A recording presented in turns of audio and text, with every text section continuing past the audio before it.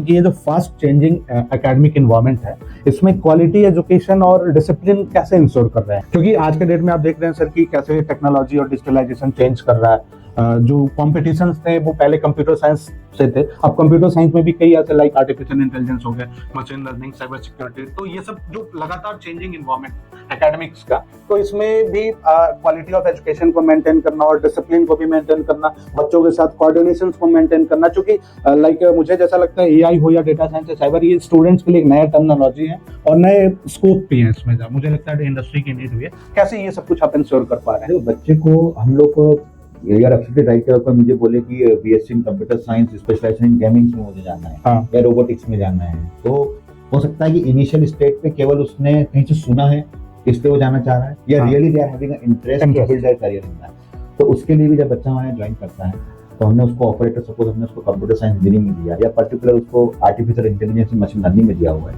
तो they are having again a counselling with the our expert faculty, जहाँ पे वो इंटरेक्शन कर सकते हैं। Even after spending 6 months in the university, उसको लगता है कि शायद अब मुझे स्पेशलाइजेशन चेंज करना है as per the curriculum, as per the my area of interest, तो वो अपॉर्चुनिटी हम देते हैं बच्चे को। Even after the 6 months if they want to apply for the change of their specialisation, they can go, it is open for all. We are following the NEP 2020, जो कि आपको फ्रीडम दे रहा है कि आपको इलेक्टिव्स चूज करिए as per your area of interest. We are following the same system in the university also. Students are having a freedom to choose the electives as per their own area of interest. वो उसको opportunity मिल रही है। इसके अलावा जो हमारा जो curriculum है, time to time as per the industry requirements update होता है।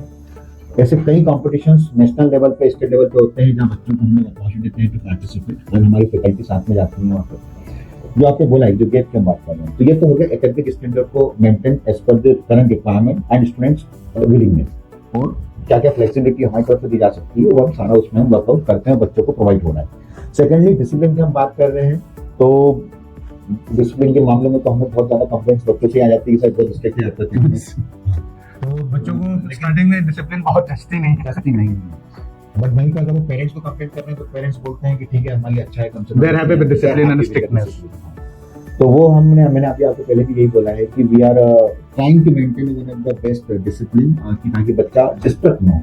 डिसिप्लिन का मतलब ये नहीं हो रहा है कि बच्चों को हमने अननेसेसरी बहुत ज्यादा परेशान कर रखा हो। डिसिप्लिन का मतलब ये है कि आपको 75% मिनिमम अटेंडेंस देनी होगी, इससे कम होगी कि you not be get the chance to write the exam, ये जिसको है। उसको पता है कि हमें इसकी कोई सुनवाई नहीं है, अगर मेरी अटेंडेंस कम होगी तो then I will not be given a opportunity to write the exam. तरह का फिल्ट्रेशन लगा हुआ जहाँ पे कि आप एक डिसिप्लिन के साथ बंद करके रह सकते हैं।